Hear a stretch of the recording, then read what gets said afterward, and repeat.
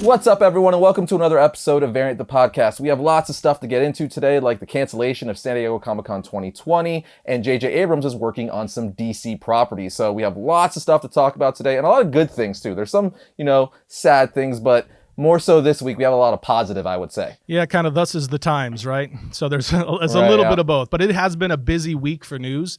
Obviously, as things have gone on, continued on with all of this quarantining and the lockdowns and everything like that. And we are seeing a lot of positive information come out about the virus and about the lockdowns. We are moving in a very positive direction now. So that's a very big positive thing. However, it doesn't negate the fact that, large crowd events are still going to get hammered probably for the rest of the year. So San Diego Comic-Con, unfortunately, is the big bad news of the week. For sure. That one, hit every, we were all, expecting it. That was kind of seemed like a no-brainer, being this deep in this pandemic right now, but it was still a bummer to hear it officially announced. But before, we're going to rant about that for a good little bit, but we do want to talk about feedingamerica.org once again before we get into this, right? Yeah, as we just mentioned, the quarantining, the lockdowns, and the dealing with the virus, it just carries on. So, and with the economic issues that are resulting from the virus lockdowns, we're going to continue on with is promoting and supporting feedingamerica.org.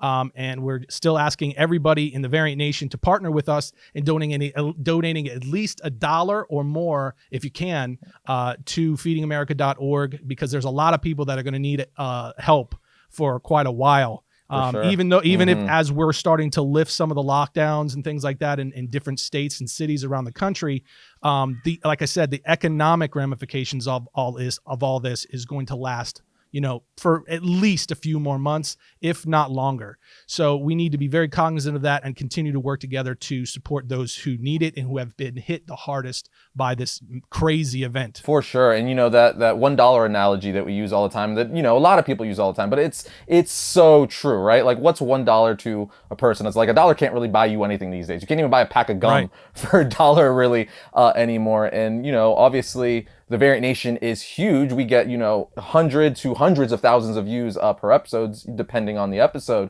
So if just, every person was to give $1, we're talking about 6 figures easy. Right. And that is feeding a ton of less fortunate families right now. So we urge you, if you can, please do so. A bunch of the Variant Nation has already stepped up. We've actually was able to raise several $1,000s already because of you guys. So if we could just keep going and put food on these people's plates, I'm sure they would greatly appreciate it. Absolutely. And just to put that in context, organizations like feedingamerica.org can take $1, literally a single dollar, and can feed a family of 4 for a single day, for a whole day. The ability to do that means a ton to those who really need it. So, keeping that in a proper context and perspective. And like Arris just said, thank you to everyone who has already joined with us. And we have raised a great amount of money already. We haven't quite hit our goals yet. We didn't set the goals in place because we don't want to put any kind of a ceiling in place. We want to raise as much money as possible, but we have the potential as a community to raise hundreds of thousands of dollars if we really come together. So for those of you who can, I'm not speaking to those of you that are dealing with major economic problems because of all this. We're talking to those of you who are in a position that you can help, even if it's just $1. So the more that we can do, the better. So thank you to those who have already participated, and thank you to those of you who are about to. For sure. And it's really, I feel like our channel kind of lends itself to that in the sense that we talk about superheroes all the time, pretty much, we're a comic book channel. So it's like, what's more heroic than helping out the less fortunate? Like, that's literally what superheroes do, like helping, the needy. So, this is the way to be a real superhero, like, a doctor or a nurse, police officer, firefighter, all the, essential workers right now. They're literally putting themselves on the line just to make sure, we're healthy and we have food and we can get those Amazon packages as we're not leaving the house, It's really cool to see the Variant Nation stepping up. No doubt. And it might sound cheesy to some to say, this is your chance to be a hero. But for those that need it, that's what you really become. You become 100%. A hero in their eyes, someone who has bridges the gap that they can't fill right now. And, that's huge. And you don't really realize, we take for granted so many things in our culture now.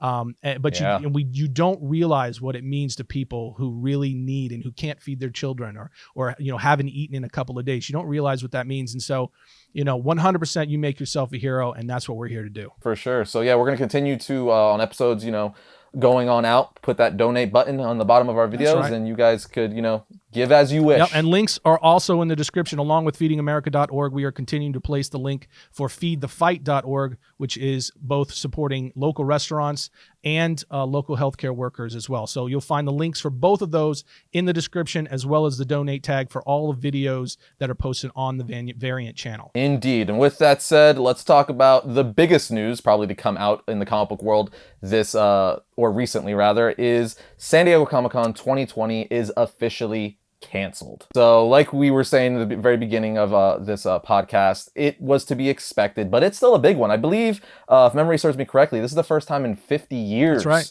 that this convention has been canceled, and that is insane. And it's, San Diego Comic-Con, it's the largest Comic-Con of the year, but it's actually the largest pop culture convention of the year, because, as many comic book fans know, even disgruntled comic book fans know, that it's not really even so much a Comic-Con anymore. There's comics there, but that's not even the real focus anymore, as it is with now the blockbuster movies based on the comic books, the TV shows, the video games, the countless toy lines and stuff that they're promoting there. So this is a big hit for basically all pop culture in general, not just comic books. So, and I've been hearing, I don't know if you've heard this, Tim, we haven't talked about this part yet, but I've been hearing that next year's San Diego Comic-Con might also be canceled if we don't have a vaccine in place yet, which is also all sorts of crazy, that they're actually talking about 2021 Comic-Cons possibly being canceled as well if we have no vaccine. I would go a step further, and I would say if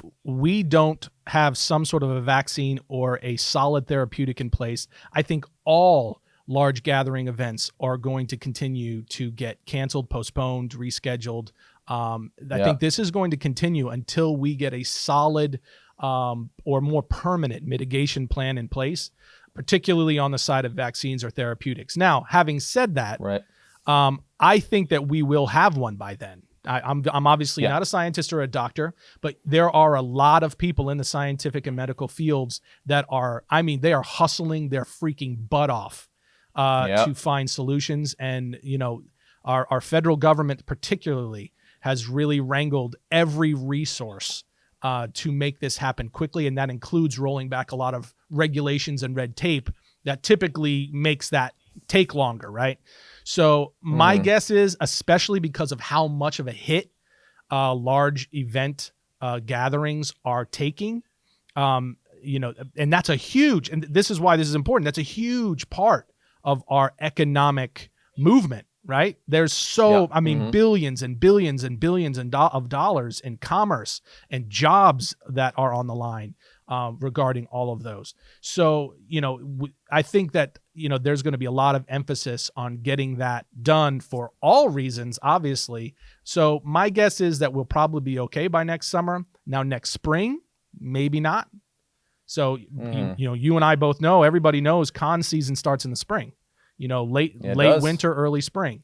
So, will we be ready by then? I don't know. But I know for sure, I've seen a couple of people were even asking about New York Comic-Con this year. And I was responding on the YouTube comments this past weekend and telling people, don't get your hopes up, essentially, because even despite the whole issue with large gathering events with this virus, the Javits Center has been converted into a hospital. And once that's finished, even though thankfully they haven't needed it as much as they thought they were going to, it still has to be decontaminated. Well, yeah, it's a crazy, yes, for sure, decontaminated. Like, I could only imagine the amount of Lysol wipes that convention center would need. But to your point, even besides that, as far as the United States go, New York is the epicenter. Right. Like that, they have almost half of like the deaths and cases in the entire country. Right. So, they're going to be the last to open up out of all 50 states. Yeah. Oh, 100%. So just that, that alone is going to be like, a lot of people bring up the point too. Like, let's go super optimistic here and say we do have New York Comic Con. Let's say they do, hypothetical world, right? do you think a lot of these artists and creative talent are going to be willing to attend? Right. Like, there's, because even when everything opens up in the world, there's going to be a lull there. We've talked about this before, where they could open everything up tomorrow.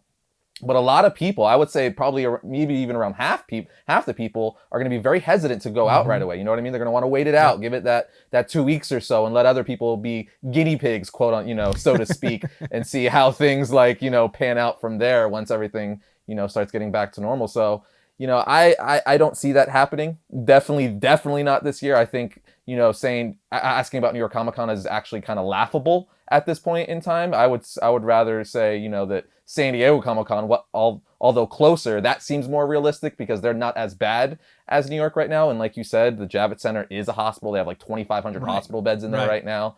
So it's really crazy. But then going on to your other point, like you were saying before, like if you're hopeful that we'll have a vaccine by summer of next year, which, like you said, by the doctors and scientists, that seems to be like what they're aiming for. But spring, maybe not. And as we know, that's where like Comic-Cons and like Washington and stuff were already canceled earlier this year before it really started ramping up. Right. So those cons like Emerald City Comic-Con, that could end up being canceled for 2 years straight if that's the case. And that is all sorts of nutty because, again, a lot of these big Comic-Cons, yes, they're Comic-Cons and stuff at heart, and they've grown to be more than that, though. And a lot of companies promote their products there. Again, like toys, video games, just all sorts of nerdy goodness. Even some of the bigger ones like New York and San Diego, obviously, the studios are out there. And, Disney's there, Warner Brothers there, Universal. So this is going to affect just all of pop culture in general. And that's what I'm trying to wrap my head around because, obviously, comic books is my number one love and fandom.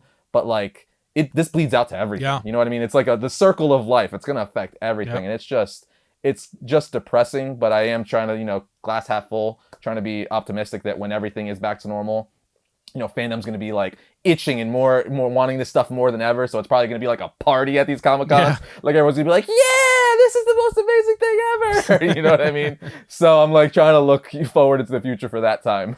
Yeah, I totally agree with you. I think it is going to be a 50-50. I think, as of right now, well, here's the caveat, right?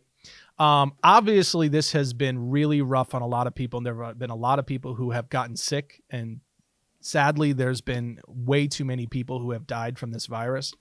So, always obviously being sympathetic and compassionate about that. But in terms of the broader scope, thankfully, the numbers have come nowhere near the models. Right. So that's giving a lot of people kind of a sigh of relief to some extent. And if that trend continues, where we continue to see the numbers come in way below projections, I think that's going to aid in people feeling more confident in going back out. Right.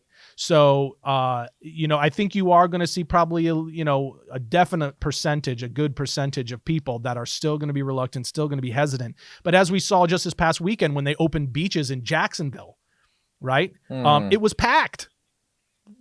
People were out in droves going to the beach. No masks. They were just out, man.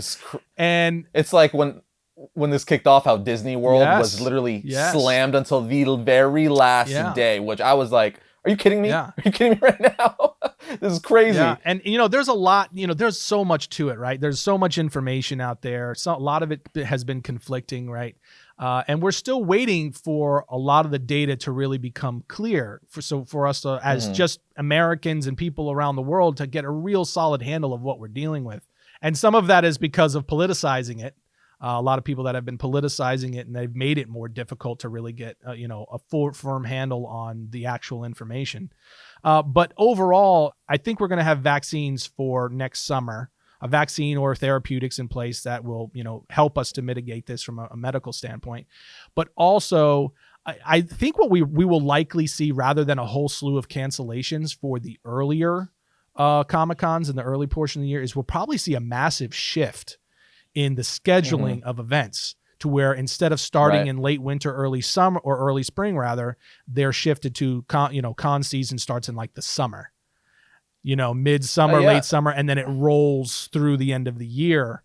We might see something like that, and that would be a smart move. because it would help to continue to move, the community and all of these people that depend on these massive events, the creators and the companies and so on, but also the convention centers and all the people that work to make these events happen. Instead of saying, okay, this is going to be gone again for you, they're going to say, okay, it's just not going to be in the same month. Yeah, it's pretty crazy. Like you said, I mean, I know people, there's been talk about doing virtual Comic-Cons, like maybe a virtual New York Comic-Con where, the big companies and publishers, they get together and they do live panels on, if it's DC, they do a Batman panel and they have everyone on Zoom or Skype or something like that. And, same thing with Marvel and Boom Studios and so on and so forth. I think that's, that's better than nothing. That's something I think people would really dig, that, to watch a live stream of just, Scott Snyder, Greg Capullo, and, people just talking about some of their favorite books. But it just sucks that, like, I know a lot of people, they depend on these cons. That's where they make their money. Like all the comic book dealers, especially stuff like San Diego Comic-Con, like that's where people probably make half, if not most of their income for the entire year, when they're dealing in these really high-end books. So, we have a couple of friends who sell like very expensive comic books, like First Appearance of Thor, which will go for like $50,000. So you're talking about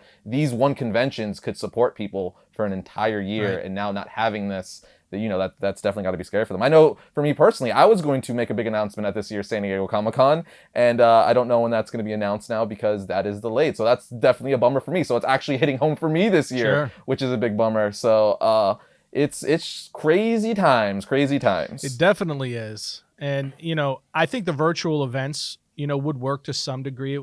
There's a good portion of people that would be interested in it just from an information standpoint, things. But you and I both know, from years and years of doing this, Comic-Cons are about a community event.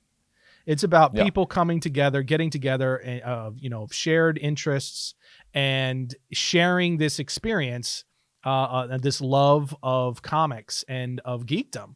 And so there's so many different things that go on at these cons, not just trading of comic books or the selling of goods, but they do all kinds of breakout events. And I mean, there's a lot of things that go on at these. It just makes it a unique experience for the geek community as a whole, that it just will go away. We talked about how, like, San Diego Comic-Con, it's one of those events that, yes, you do want to go into the floor, you want to get into Hall H, you want to get onto the main show floor and do all that stuff, but funny enough, the majority of the actual con is outside of the actual convention center. Like, you could not have a ticket to get into the actual show floor and still have a blast. We actually, when we were covering it a few years back, we spent, I would say, half or even more, maybe around like 50 to 60% on the outside events. Like at the time Suicide Squad was coming out, we did like a walkthrough. They had a stand-up walkthrough of that. They had like the real Batmobile outside, and like all of Gaslamp is like turned into Comic-Con. Like, you go to the restaurants, you have the waiters dressed up as like the Flash and Spider-Man. It's freaking awesome. Yeah, it's great. So,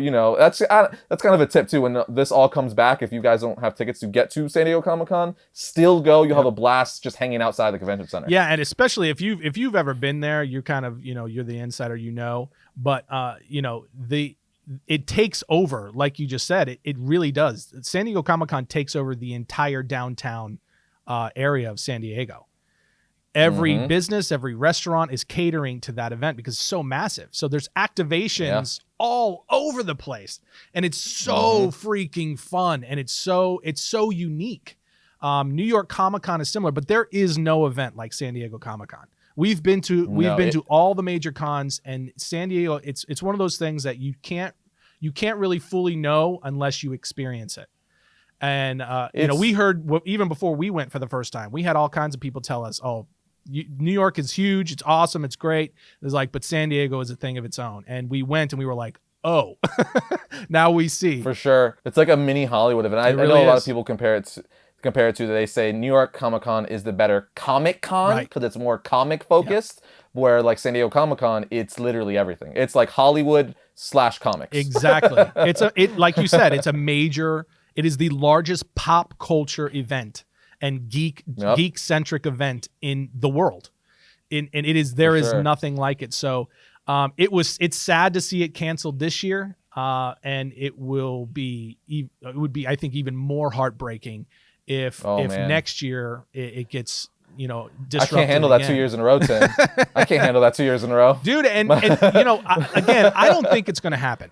That's my prediction. I do not think that's going to happen. I think we are going to figure this out here by the end of this year, and everybody's, just from a rational standpoint of like, hey, we've got to get back to some sense of normalcy. I think there's going to be a massive push towards getting this stuff corrected and getting back to some sense of normal. And there's going to be obviously aspects that are going to change. And as everybody's been saying, there's going to be some sort of a new normal. But we're going to figure it out. So it's just a matter of, I think, are we going to see earlier cons, canceled or postponed? I think more likely postponed or shifted. And the entire con season or event season shifted until later in the year, just to, allow for that full comfortability of everyone who wants to participate. Well, going off of your saying getting some sense of normal, that's actually a perfect segue to talk about DC Comics getting back to some sense of normal. We just found out recently that starting April 28th, DC will start shipping comic books once again. Now, it's not going to be all of their titles. It's actually extremely limited. For April 28th, I believe they're only shipping 5 titles. 5 titles, 2 of which I actually think are second printings. So, but that is, baby steps. They're also using a different distributor. They're not using Diamond. They're using someone else. I don't remember what company they're using, but this is kind of the first time in many, many, many years that a major comic book publisher is using someone else besides Diamond. As we know, Diamond pretty much had a monopoly on the market, which is why when they announced a few weeks back that they were halting all shipments, the comic industry was like, what the hell you say? Because they were the only ones shipping comic books. So on April 28th, just to give a little breakdown of what they're going to be releasing, we got Batman 89, which is going to be a third printing. So that is obviously a previously released issue. This is just the third printing. We're also getting the Dreaming issue 20, Nightwing issue 70, second printing, and Batman Giant 4, as well as Daphne Bryn issue 4, I believe. So a lot of those are already previously released issues or second printings, but we're getting around 3 new issues in there. And again, baby steps, because they're continuing this on through May 5th, May 12th, and hopefully as the weeks go, they'll start, fleshing out or giving us more and more titles, because right now it seems like they're holding back on all their big titles. So I don't think within the next coming weeks we're going to get the new issue of Batman, of the Flash, of the Justice League, all their A-lister books. Seems like they're going to kind of hold back and, wait out to hopefully around mid-end of May. That's when the floodgates start opening up in the US. Hopefully, that seems to be where things are headed. So this is better than nothing for the time being, though. Yeah, I think what this is, honestly, is I think this is the first crack in the dam. When we first heard and the news first came out that Diamond was going to stop all distribution, one of the big things that I talked about was the publishers can only do this for so long. They can't cease sales on all books for a very long period of time.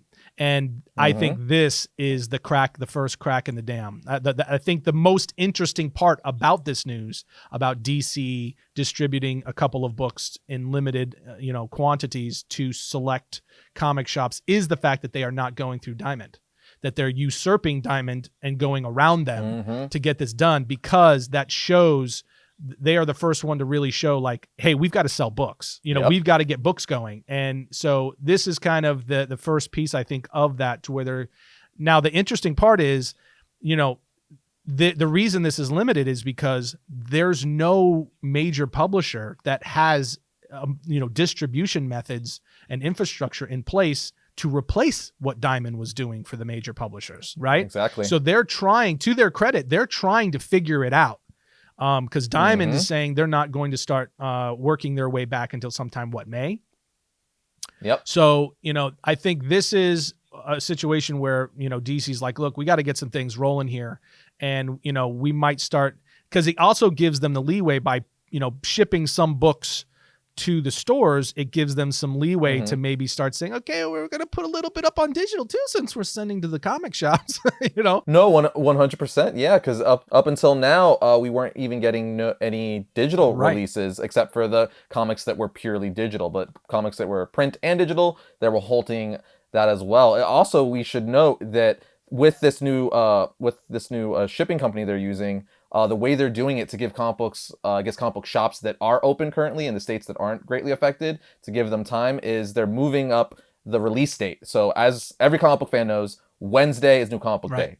That is no more for right now. Tuesday is now the new Wednesday for the time being. I don't know if that's going to stick long term, but DC did say on their website that the new comic books will be coming out on Tuesdays for the time being. Yeah, it's just, so, I mean, they're being smart. And I'm not surprised by that. Companies always, I mean, these guys, we've been talking about it over and over again. These companies, they have been wargaming all of this situation and trying to figure out how do we get things back running again? Because again, you cannot do this for very long. Businesses were designed and built to function. They were designed and built to sell products, to push their, services, their products, whatever. And if you stop that, the company begins to die. That's just normal business function. So, it's very smart on their part, and I'm not surprised by it at all. They had to get this going on some level, even if that was just digital at some point very quickly. So I think this is and the reason I say this is the first crack in the dam, I expect this to ramp up now very quickly. I think Marvel will begin to follow suit, and you'll start to see this start to move very quickly now. Well, I did want to add, as you were talking, I was kind of looking through, I have my iPad here, and I was going through on their website, and it does seem like, I said previously that they're only doing smaller titles right now, but I'm actually looking at their slate through mid-end May, and I kind of want to redact that a little bit because it says May 5th, they're going to be releasing Flash issue 753, which Flash is a massive title for them. We're also getting Batman and the Outsiders, Joker, Harley Quinn. We're getting an issue 4 for that. And then May 12th, we're getting Harley Quinn 72, and then Justice League 44 and Justice League Odyssey 20. Yeah. So it does seem like, to your point, you were just saying, as the weeks go, they're slowly going to be throwing more and more big titles in. So that's a big positive. There you go. And that it makes it, again, they have to. The industry will collapse if they do not start moving books in one format or another. And like we've talked about again, we've said openly on the show many times, as of right, while digital is getting larger, print comics is still the bulk of the revenue for the comic industry. Easily, for sure. Yeah, so they've got to get it rolling. So I'm happy to see that happening. I hope they're able to continue to ramp it up, and get your distribution rolling very quickly. And we'll also add too that right now, for those of you who are kind of jumping for joy at the fact that we're going to start getting books again, one of the ways that they're letting people know where you can find comic shops that are going to be open, where you can get some of the comics that are being released here in the coming weeks. They actually have developed a comic shop tracker on the DC website, and we'll post the link of that with this episode, so where you can go and you can find the comic shop near you that's going to be open and selling the books that are being released. Dude, I just got to talk about that, go on a little tangent right here, take a little fork in the road right there, because Comic Book Tracker, I've used, diehard comic book fans know, that site has been around forever. It has, yeah. Like, I remember using that site in like 97, 96, like at home, like, I couldn't even drive yet. I'm like, Mom, will you drive in the comic book store? She's like, where is it? And I had to go on that website, comicbooktracker.com, type in my zip code, and be like, here, it's, it's off of Hillsborough or whatever.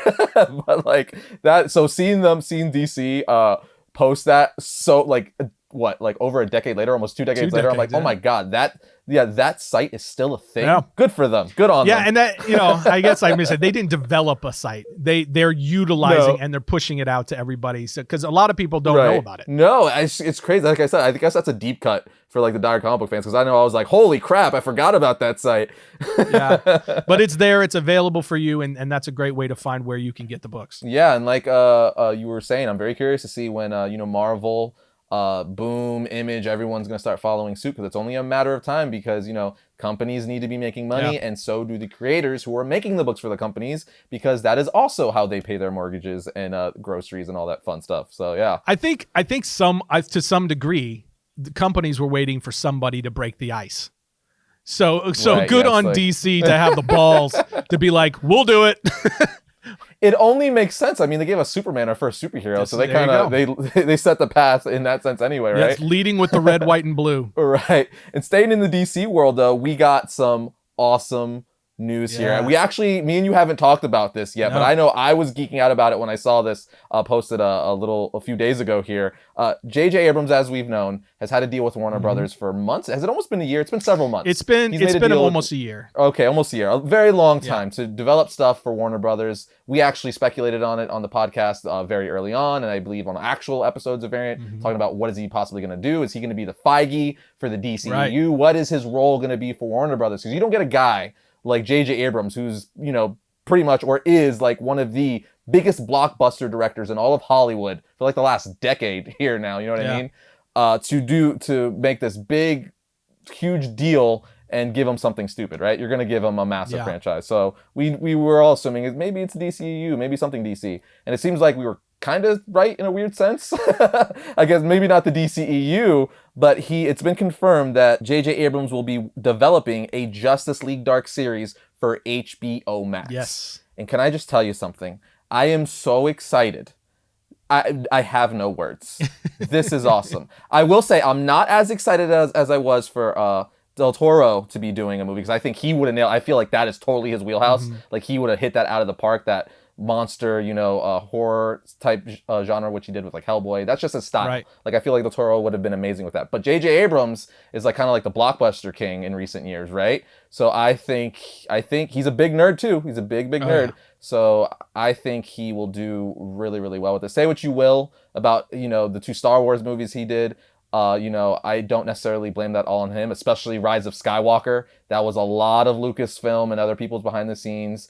So much so that we even got on the internet, like released the Abrams cut, where he wasn't allowed to do his vision because he left for the second one. Things got changed, so there was only so much Band-Aids he could put on that wound, so to speak. So I love J.J. Abrams. I'm a big fan of him as just a filmmaker in general. So I'm very excited to see what he's going to do with Justice League Dark. Because Justice League Dark is such a unique take on the Justice League. It's literally dealing with all the mystics and horror characters in the DC universe, and then making them a team to save the world from spells and demons and all that kind of crazy stuff. Yeah. And for me, from my perspective, this was kind of confirmation of what we speculated at the time when he got that massive, reportedly $500 million deal. For Bad Robot, right? To partner Bad Robot to partner with Warner Brothers and to have an exclusive deal. Essentially, it was to get J.J. Abrams in-house. That's really what it was. They were baiting him. No, really. I mean, it was just to get him creatively in-house. There was a lot of speculation about what he was being brought in to do. And from the comic community, the timing of it was the big, catalyst for everyone speculating that, he's being brought in to fix the DC cinematic world. Because again, this was right at the heart of where there was just a ton of disruption and question marks about where DC was headed, and they were moving away from certain things and starting others. And so there was a ton of speculation. And for me, this is confirmation that one of the big things, it's not the only thing, because he is developing other things as well. Other properties, like he's doing a Shining series and things like that. Yes, which is I'm also excited for that one too. Cool, yeah. Yeah. But he one of the big things that they're going to have him doing is acting as at least one of, if not the steering arm for what is going on in the DC side of things. And because when we did our movies and characters or group or teams that you would like to see get a TV series or a movies, the Justice League Dark was on my list. That was one of the ones that I mentioned. I am so stoked about this. They've toyed around with this possibly happening, then it is happening, then it's not happening for a few years now. But not only is it moving forward, but it's moving forward with one of the better producers in Hollywood, who is also a major nerd. And to your point about Star Wars and his association with Star Wars, there's a lot that you can say there. I think it's kind of a moot point because it's a totally different franchise. It's a totally different storylines, totally different situation. And he's starting this from scratch. But he's a great blockbuster director and producer. People don't realize how big of a producer he actually is. I would say he's probably a more prolific producer than he is a director. Especially in TV. Oh, He's yeah. developed so many TV shows. Yeah. Television, movies. I mean, his Bad Robot production company has done just a ridiculous amount of content. No, just to go off that, I was more geeking out too, and I'm like, because I've never really seen any of his stuff that's been dark, like Justice League dark, right? Because obviously it's it's not an evil version of the Justice League. They're not evil at all. They're still heroes, but it's like the Halloween version of the Justice League, if you will, where again it deals with all the characters that are mystical and horror-esque and stuff like that, but are still heroes and good, like Constantine, Swamp Thing, and so on and so forth.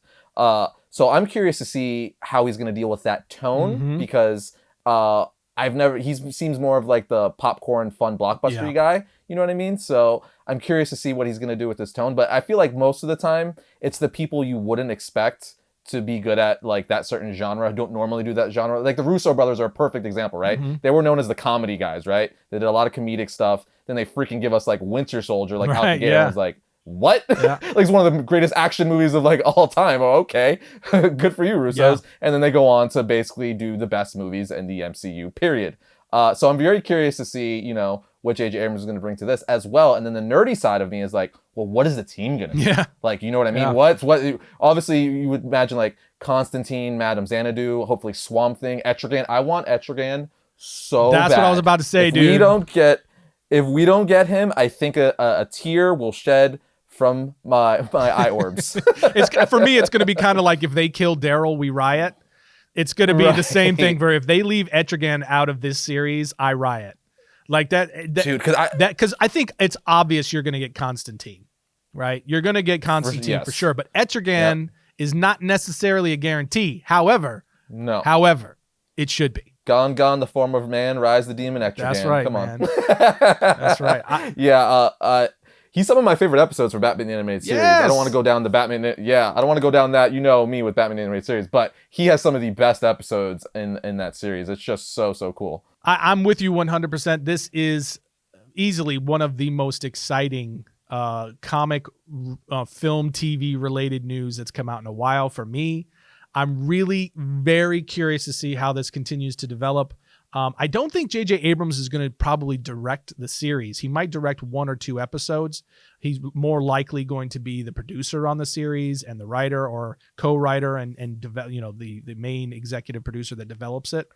I was thinking showrunner, right? Probably showrunner. Maybe. I think that I don't know. We'll have to see because they're being very vague of what exactly his role is. Right now, it seems very much that he's operating in a creative development way for Warner Brothers, where he's kind of steering things and putting things in place, bringing kind of like a Kevin Feige, where he's bringing in the directors that he wants and he's saying, this is the direction we're going to go. And these are the stories that we want to focus on and that sort of a thing. So it's kind of seeming like that's the capacity in which he's operating for Warner Brothers currently. Yeah. But again, he's also he's a monster director and, so he can operate in that capacity too. So we'll just have to see. But I mean, the fact that we have a real quality, talent there that's going to be steering this and making sure this actually comes to life. Oh, dude. I'm getting the goose pimples. Yeah, I'm very curious because we also know we're getting a Green Lantern series for HBO Max. So I'm wondering how these all are going to tie together. Mm-hmm. Are they going to tie together? And more importantly, are they going to be connected to the movies, just like Marvel's doing with Disney Plus and their MCU? So I'm very, very curious to see what the synergy is going to be because, DC's kind of just been they're like, oh, Wonder Woman is really good. We'll do another one. Shazam made a lot of money. We'll do another one. Aquaman made $1 billion. We'll do another one. But they haven't been connecting any of them really after the fact. So I'm curious to see what it's going to look like for this HBO DC verse, so to speak. The interesting thing about having J.J. Abrams there, to what you're saying, is that he can, possibly begin to convince and pitch a specific course and direction, and even a continuity between the TV series and the films to Warner Brothers. And he can begin to develop that and bring that into some sort of continuity and to where it's coherent and that sort of a thing. I mean, maybe not. Maybe they continue to do just their piecemeal situation. But having him there, that definitely improves the chances that we're going to get more cohesive a more cohesive flow of storylines. Very, very cool. Speaking of the DCU, I want to touch on this briefly. This actually isn't even one of the topics we're going to talk about today, but this reminded me of something. Did you see the rumor? Now, this is a rumor, hardcore rumor. Take this with a grain of salt. But there is a rumor going around. I don't even know the source. So again, take this with a grain of salt. That the Flashpoint movie that we're supposed to get, which we don't know when now, but the Ezra Miller Flashpoint movie, is basically going to rewrite Batman into the DCEU, so much so that the Matt Reeves movie, like Robert Pattinson, we would see him in that movie, and that's how they would explain the new younger Batman in the DCEU. How crazy would that be? That would be crazy, although not shocking. I think we even touched on that possibility in the past. It makes the most sense. It's like, if they do that, it's like, yes, do that. Why wouldn't you do that? I feel like that would be the biggest missed opportunity in the world if you didn't do that. Yeah. Because that's literally what the comic book did. At the end of the Flashpoint storyline, we got the new 52 and the new 52 Batman and Superman. So it literally gave us that new version of every character. So why not do that with the movie? It's already been proven successful. Yeah. Just do it. And if J.J. Abrams is working on the Flash film from a development or a producer standpoint, J.J. Abrams and Matt Reeves are very close friends. So that's true. all of these things, that's what I mean when I say, him being there in this capacity and operating in this, executive producer, creative development role for Warner Brothers, it dramatically, especially now that we have like really high end, like quality storytellers like Matt Reeves are coming into the fold. Am I right in saying that Matt Reeves was the protege of J.J. Abrams? Is that correct? Yes, that's right. Did they kind of? That's right. Okay, I wouldn't say that he was a direct mentor, in that sense, but in a lot of ways, he did act in that role for Matt Reeves. But I do they're remember very reading close. or hearing that.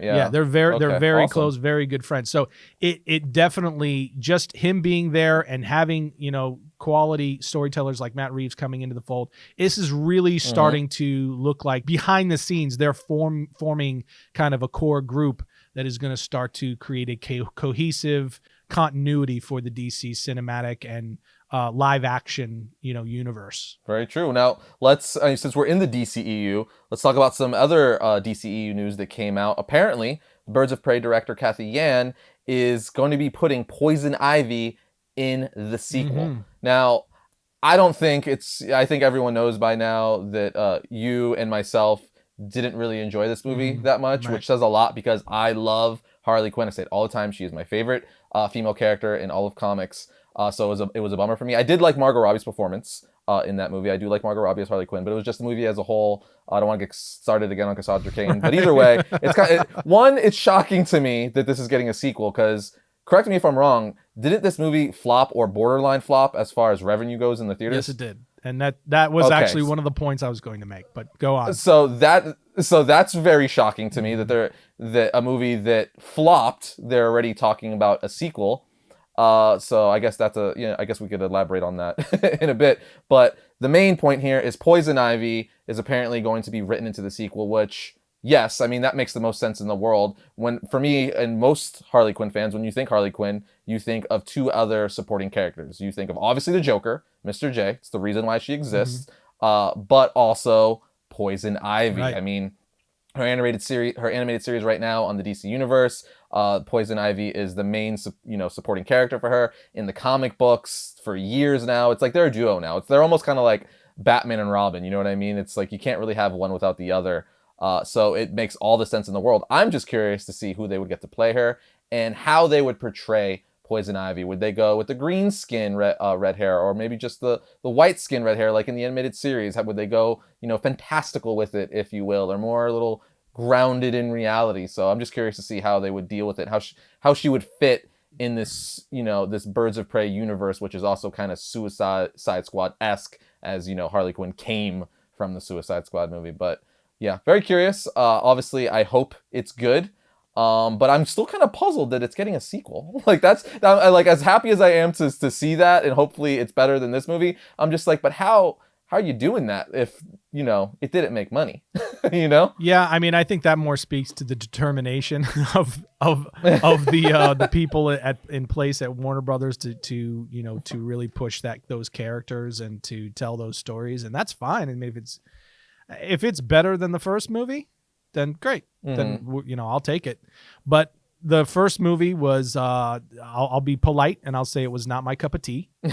And again, not to go down that rabbit hole again, because there's no need. Right. We said it. We said what we said. We meant it.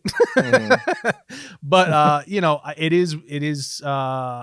No, I wouldn't say, for me, I guess I can't say it's shocking that it's getting a sequel, but it is.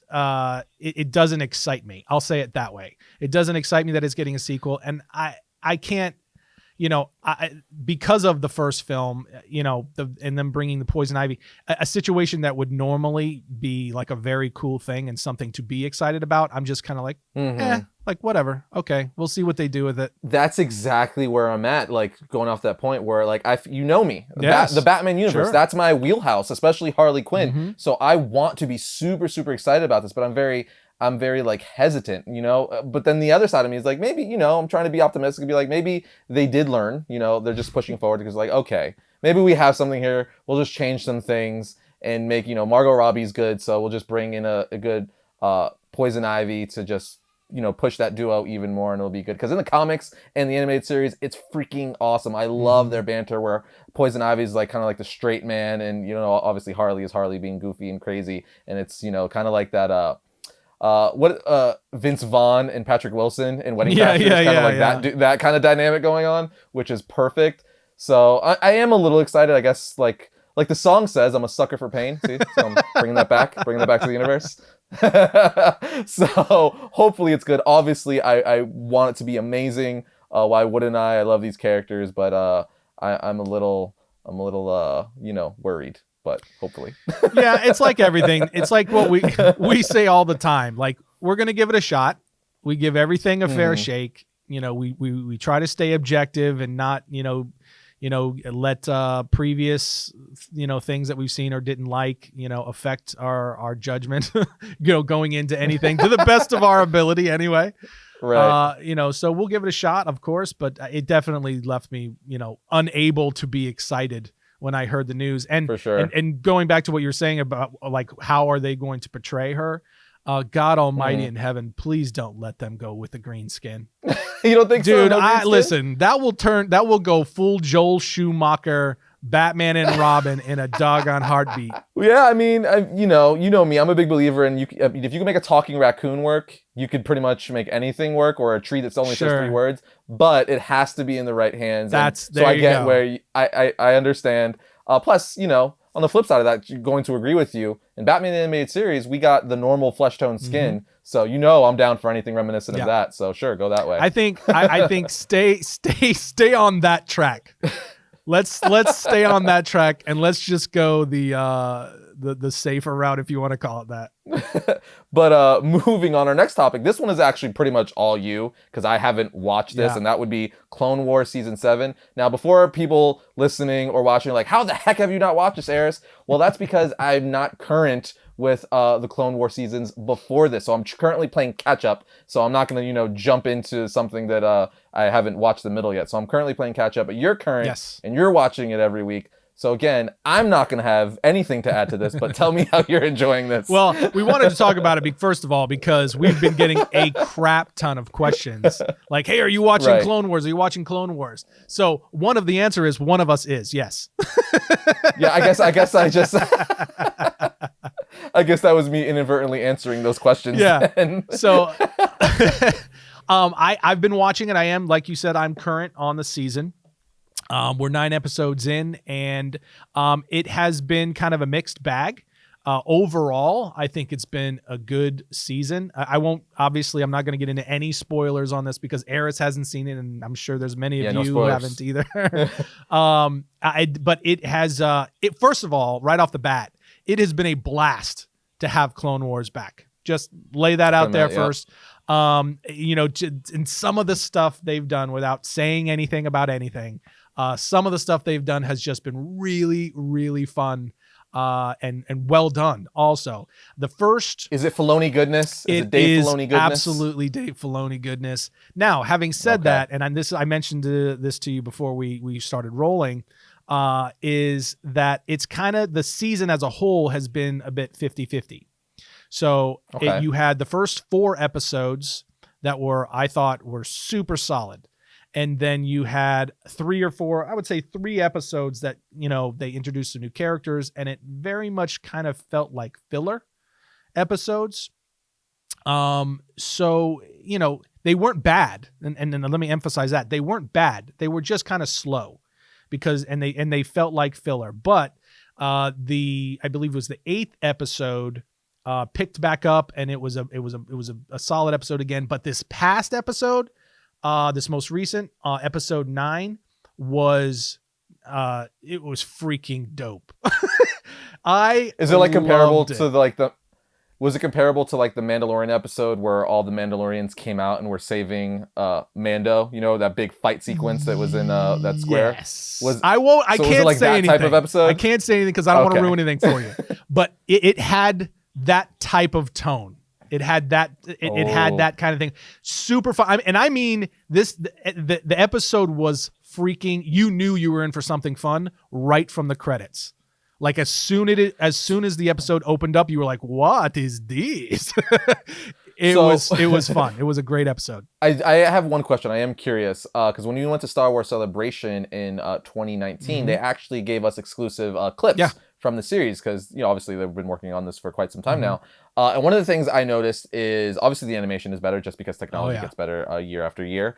But I wanted to ask, how are the lightsaber battles? Are they like, oh my God, why don't you do this more in live action? Are they like mind blowing? So here's the thing, right? There haven't been a ton of lightsaber battles. No, it's true. Oh, it's true. on. Now, having said that, okay, so let me start by saying there have not been a lot. There have been a few. So for the middle, those middle episodes, those middle 3-4 episodes, it's very focused on Ahsoka and where Ahsoka has been. So, and naturally, during that time period, she doesn't have lightsabers. Remember, she turned her lightsabers in when she left the Order. So, she doesn't have her lightsabers. So that's as far as I'll go in saying anything about that. So there's not a ton, but the moments that there are really fun. And I'm just going to say this.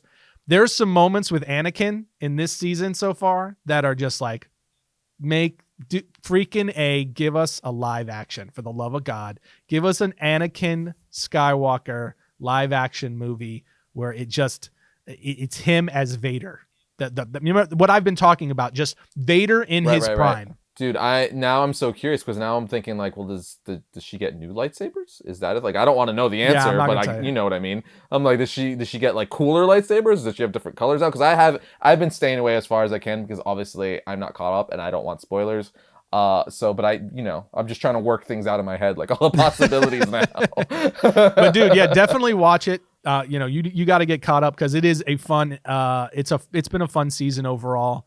And just based on this past episode 9, I'm like, I'm really excited to see what they do with the final 3 episodes. Man, I got to start. See, I've been trying to get through Castlevania right now. Right. That's like one of the ones I've been catching up on My Hero Academia. I've been watching a lot of anime actually recently, so I've been catching up on all of that.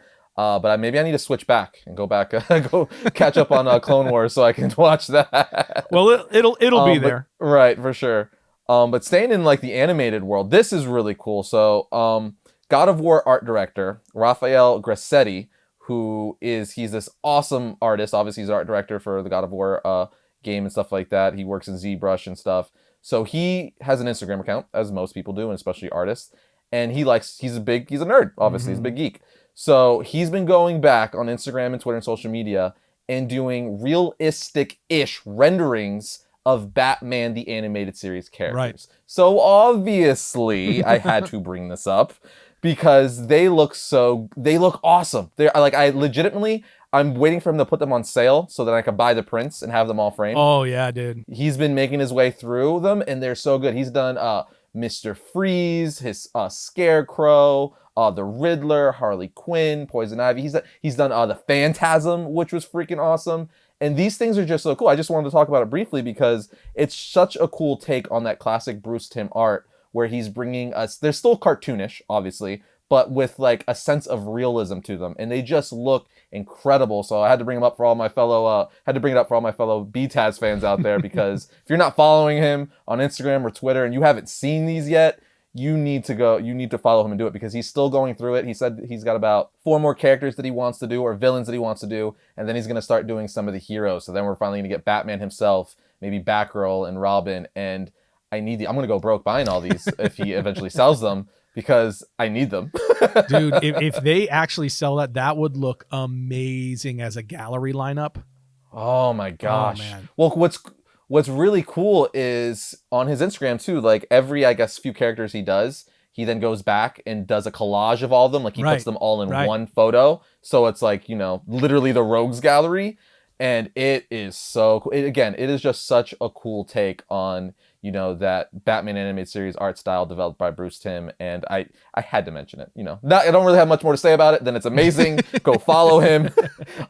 It's great. He's still doing stuff. It's a solid ad and a solid recommendation, because it really is amazing. He's an incredible artist, so it's not shocking, but I like so many of us, we love to see really cool new takes on classic versions of characters, and this is one of the better ones that for me, and I know you agree, that we've seen in a while. For sure. And then even for the anime fans out there, if you go farther back, he's been doing this for a while. He's just now currently doing BTAS stuff, but he's actually done Dragon Ball Z characters and stuff like that. So he does this basically with all the stuff he's fans of. So it's really cool to see his take on it, because he's an amazing artist. And again, he brings, it's still like half cartoonish, but then he brings like that other half of like realism to it. So it's just really unique. Yeah. But moving on, Myst. Now, I never played this game as a kid. I had friends that played it. I believe I actually had the CD-ROM game of it, because this is a PC game that's now going to be developed into a show going forward. Yes. But I know you played it a lot. I think if I remember correctly, you remember those old, like,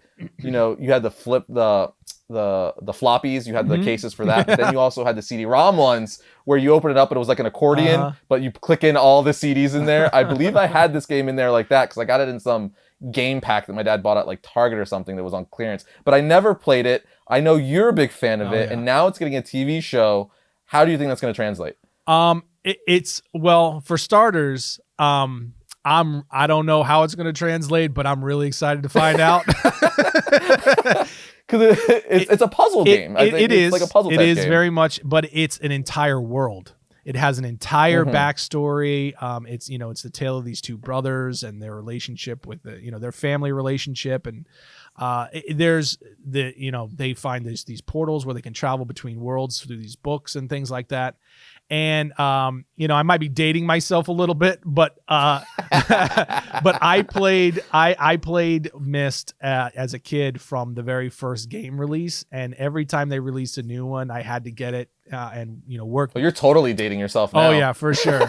I had to get it, and I had to play and work my way through the puzzles. I love puzzles. I love riddles. I love figuring things out like that. And that's one of that type of a game where you really get to sit down and just be perplexed, and you have to I remember breaking out notepads and taking notes. Oh my God. Yeah, dude. It was so fun. It was so immersive for me. And I just think the world that they created for the universe of Myst, it was like so mysterious but adventurous and fun, and it was one of the first of its kind in the sense of its immersiveness and how elaborate they were with it. For a PC game, and it's just a blast. So there's so much that they could do, and just building out that world, and then drawing from the story that's already exists within the game, and then just elaborating on that. But the look of it, and a lot of the transport vehicles and the technology they use, but it's kind of has almost a mystical vibe to it. It can be so fun. Would it be fair to say, because again, I've never played the game, and you seems like you were a diehard. Would it be fair to say that it has a big sci-fi aspect to it? Oh yeah. It's basically fantasy meets sci-fi. Oh, so that could be a really cool TV show as long as the story is right. Totally. Okay, so I'm down for sci-fi, so I don't care whether it's an original property or not. I just like sci-fi, so I'd probably definitely gonna watch that. Probably definitely, huh? Probably definitely. I'm definitely gonna watch that show whenever it gets released. Yeah, and we don't know. I mean, this isn't the first time that the game has moved into some form of development phase to be turned into a series or a film. But this is the most optimistic and the strongest approach to actually developing it and getting it going. And with the streaming wars that we've talked about ad nauseum, it has the best shot. of it actually. Yep. But here's the thing: we don't know where it's going to land. It's just in development with producers right now, but we don't know where. It'll be a Netflix show. It'll be a Netflix show. Oh man, I'm calling dude, it. if it's HBO Max or Netflix, I will be very happy. I mean, HBO Max definitely they're looking for all their new properties as they're gonna be the new guys, the new kids on the block, right? Right. But Netflix they've been doing some work lately and buying everything up. So maybe I wouldn't be surprised if they're already in a negotiation with them right now. Be like, look, we'll take it. We got it. I hope so, man. I really do, because I think Netflix would do a great job with it, and obviously I think HBO would do a tremendous job with it. They're just HBO always does a really great job in terms of quality. And again, we talked about this last time. Netflix has really picked up their game. And they've been doing solid quality for a long time. Don't get me wrong. I don't want to make it sound like they haven't, but there was like a little lull there where everybody was like, I don't know. But now they've really picked it back up, and I think either one of them would just do such a great job. I'm just excited to see what comes of it, no matter what. I don't want to go off, but you're going to be proud of me. I watched the first 2 episodes of Ozark. Oh, I did, because we talked about this, I believe, the last podcast, and you were like, you need to start. I'm like, I'm going to start this weekend, and we finally started it. We watched the first 2 episodes, and Mama Pajama. It's one of those shows. Again, I'm not going to spoil it for anyone else who hasn't seen it yet, because I've only even seen the first 2 episodes of the first season. But off the bat, it's one of those shows that just the scenes, they just draw you in, where you just can't help be like, oh, what's gonna happen? What's gonna happen? Oh, he just did that. Like, you know what I mean? Like, it's like, holy crap. And it is very adult, very violent. Yeah. Oh yeah.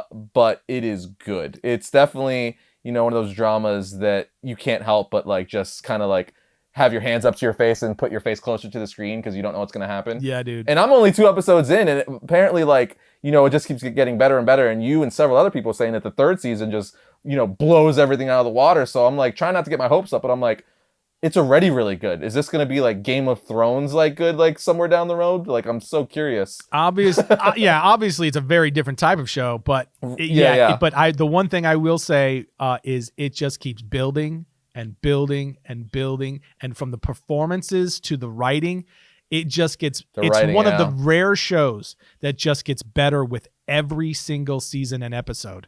And dude, I can't wait till season 4. When they ended season 3, I was like, jaw drop.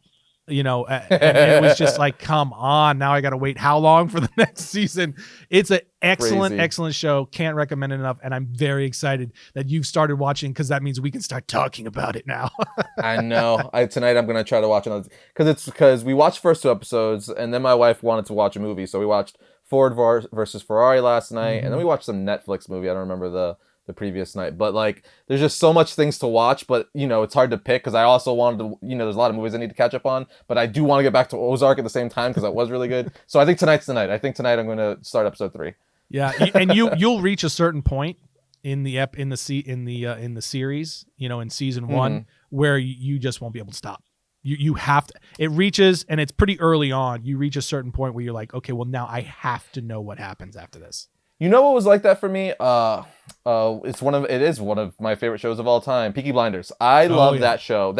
I think there's very few shows that I would stay up and watch till like 3, 4 in the morning, and that was one of them. I binged that with my wife because I just had to know. Like, Cillian Murphy is amazing, and that whole Peaky Blinders universe is fantastic. But that's neither here nor there. Back on topic, we got a production start date for Moon Knight on Disney Plus, which is going to be November. Yes. So very curious to see.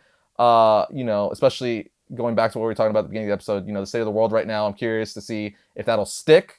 All signs currently, point that it probably will, as things are clearing up. But it's crazy to get. I feel like it's just weird to get any like release dates like in the state of the world right now, because you're like, but is it? Is it though? You know what I mean? Yeah. Because we're such by like a day by day basis. Yeah, I think it's important to emphasize too. It's reportedly it's reportedly. Yeah, reportedly they have set a start to their production for November. What's interesting about it though is, like you just said, there's so much flux going on with Disney's properties. We don't really even know like when are the series that we know we're supposed to get this year Are those finished? Are those going to be able to come out on time, or they got to move Right. them? We don't know any of that. So, and we also don't have any announced casting for the lead role of Moon Knight. I was just gonna say that. I remember we were talking a while back. I think Shia LaBeouf would probably make a great Moon Knight. So, but we don't have, we don't even have really casting rumors. We did early on, but it's kind of been dark for the last few months. Very much so. And this pandemic is only making things more so because they're just trying to put out fires everywhere. So I'm very curious to see, what's gonna go moving forward. But I do know I'm very excited to see some Khonshu, the Moon God, on Disney Plus, because I think most people would agree that Moon Knight is a very underrated character, and the fact that he's going to be in the MCU and getting his own series and then eventually crossing over into the movies is going to be awesome. I'm very curious to see how they're going to do this, though, because Moon Knight is a very rugged character. You know what I mean? He's like a super violent Batman that's schizo. Yeah. So it's like, how is Disney going to pull this off? Because everything they've done has been PG-13, very PG-13, and this is easily a character that'll lean R or should and could be R. So, are they going to go that route? Or are they going to dumb it down? Is that going to upset us diehard comic book fans? So I'm very, very excited, but I'm really curious to see how they're going to approach this character, much like people are concerned when we get Deadpool 3. Now that, Disney owns Fox, are they going to dumb down Deadpool 3? I don't think they will. I think they know, what they have there, and that's kind of its other thing. But I'm just curious to see what tone Disney's going to pick with this, because they've been very, very focused, obviously, keeping the MCU, capped it at PG-13 to keep it family-oriented. Yeah. When Moon Knight is, again, a character that could easily go R. Yeah, I think the simple answer to that is it is going to be a PG-13 version of the character. Disney has even gone, you think so? Yeah, because it's going on Disney Plus, and they've gone so far as to censor movies like Splash and some other. You could go on. There's a Splash. What did they censor in Splash? Oh, they did like this digital hair. They added digital hair to make her hair longer, so it covered her butt. They made her a fish. I think at one point they did several different things to cover like any kind of excessive body excessive crack. Excessive crack. But like any kind of nudity, sexual content, they've been kind of adjusting to keep things in a certain range. Having said that, I mean, they're still, they've got the complete theatrical versions of Infinity War and Endgame on there, and those are extremely violent, from a comic book, standpoint. So it's, but having said that, obviously Moon Knight is a more violent version of these characters. But so my point is that there's going to be violence in it for sure. It's just not going to be R-rated violence. I don't think that we're ever going to get any kind of R-rated anything on Disney Plus, at least not for the foreseeable future. Well, maybe they might pull, I would imagine then, to get around that, to still push that he is a violent character without it being R, they'll pull a Jaws or even Batman the Animated Series effect, where they get away with it, they get away with getting the PG-13 rating by not showing it, but hinting to it off screen. And I feel like a lot of times that hits harder. The whole Jaws thing where we were supposed to see the shark a lot more, but because of mechanical problems, we didn't. And that turned out to work out in, Steven Spielberg's favor, because it made the suspense greater. You're like, where is it? Where is it? It's just, things are always scarier what you can't see. So I think if they go that route, that could work, where they hint or allude that he just, lopped this guy's head off or did something brutal, but you don't see it. You just see maybe a silhouette of a blood splatter or something like that. That way they could still sneak in that PG-13 rating. Yeah, and if you think about their Marvel's Daredevil and Punisher series, there was some really brutally violent moments, particularly in the Punisher series. Those were teetering on, from a ratings perspective, there was teetering on PG-13, even as violent and as brutal as that got. So I think they will push the envelope in terms of violence, but I think it will stay in a PG-13 range. And like you said, that what you just suggested is a great way to get around some of that as well. So we're going to see, we're going to see them probably try and walk a tightrope of maintaining Disney Plus standards while accommodating, and staying true to the character itself. Yeah, I definitely want to see that suit too, because the MCU does really good job with their costume design, and they have a perfect balance of bringing something new but sticking true to the source material. Mm-hmm. So I'm very curious to see that mask with the hooded cape. Oh man, I'm all about that. Yeah, I think no matter what, I think we're gonna get a really dope series. For sure. But we saved the best for last, Tim. This is by far the best news we have to talk about in this entire podcast. I mean, this topic is always going to be the best news we talk about, and that is the announcement that Tiger King, Joe Exotic, is getting a comic book series by Tidal Wave Comic Books. That's right. If you didn't have enough Joe Exotic in your life, you could get a comic book. You could get that CGC slabbed, get it in a 9/8, and hang that on your wall, and have Tiger King in all his glory. And the first 500 issues come with a single release of his latest album. Dude, this is the funniest news. Now, Tidal Wave Comics, for those of you who don't know, they're a comic book publisher that does all kinds of like wacky comic books. So they've done like a Bernie Sanders comic book. Right. They've done like a Bloomberg comic book. So they do a lot of stuff off the wall, stuff like that, where, this is not like for the superhero, diehard comic book market. It's kind of more of like a gag thing, like in a parody sense, but it is a parody, right? But it is an actual comic book. So, I mean, you could buy it, you could read it, and you could send it to CGC to get it graded if you so wish. But, it's definitely going to be one of those books where I don't know if I'm necessarily going to read it, but I'm going to flip through it because you kind of have to. What are you talking about? You're not going to read it? How often do we get this kind of gold? You know what I mean? I mean, this is like releasing a rare gem to the world. This is like a gift. But the whole time I'm going to be like, but I could have read like Avengers issue blah, blah, blah. You know what I mean? Like Joe Exotic and all of his mullet goodness. Oh, dude, I'm just so curious to see where they're going to go with it. Like, oh my God. Is it a pure documentary? Like literally they're translating an episode from the series? Or like, are we getting original tales from Joe Exotic? He's just going to be ripped in prison. It's just going to be him like a tiger superhero in prison, always shirtless, but with a mullet. I would have two tigers, like supernatural tigers at his side. I would love to hear the conversation because he's currently, like you said, he's in prison right now. So the conversation because the success of the series obviously is bringing a lot of stuff like this. So I would love to be on that call where his lawyer or PR team or whatever is like, hey man, we got an offer to get a comic book. Would you? I know you probably never read a comic book, but would you want one? And you know what he said? Heck yeah, man! Heck yeah! Oh my gosh, so funny. Tiger King deserves a comic book. Needless to say, we're gonna do a pull list episode on it the day it's released. That would be a perfect April Fool's episode. Like if it lined it up, that would have been amazing. Just do it full on serious, like not even acknowledge the fact that anything's crazy about it. I'll be honest, I want to work on the creative team that's developing that book. I've got some real ideas. Oh my gosh, that's crazy. Tigers that shoot laser beams from their eyes. I think this is the second podcast in a row we ended on the Tiger King.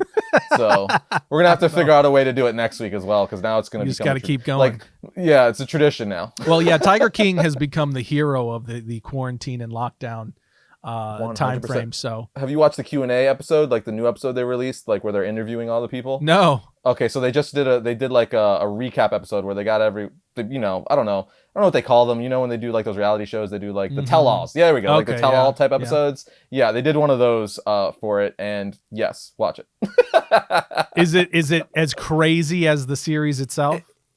It's just like, again, it's like, this is real. Like these people exist. This exists. Like this is happening. Like, what's up, all you cool cats and kittens?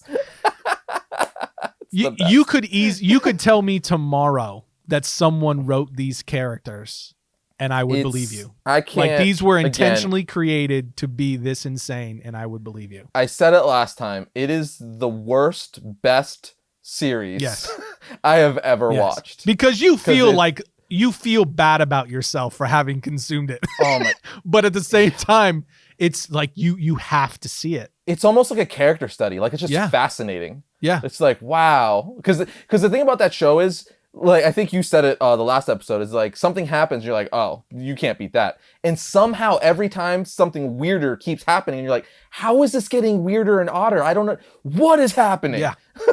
Yeah. Like, they keep outdoing themselves with weirdness, and it's like, what? You sure this isn't scripted? Like, this is real? Exactly. It's like you could tell me tomorrow that the whole thing was scripted and they intentionally just kept ramping it up because and that was intentional, and I would believe you, because every time you thought it couldn't get more bizarre, it was like, hold my beer. Like that lady zookeeper with her arm. I'm not gonna say what happened with her arm. Like, they had video of it. Like, that wasn't fake or scripted. It really happened. They had video of it. Yeah. Like, I'm like, what is happening? Yeah. Totally bizarre. Oh man. But on that note, I think that's a solid way to end. That brings today's podcast to a close. Look forward to Tiger King, the comic.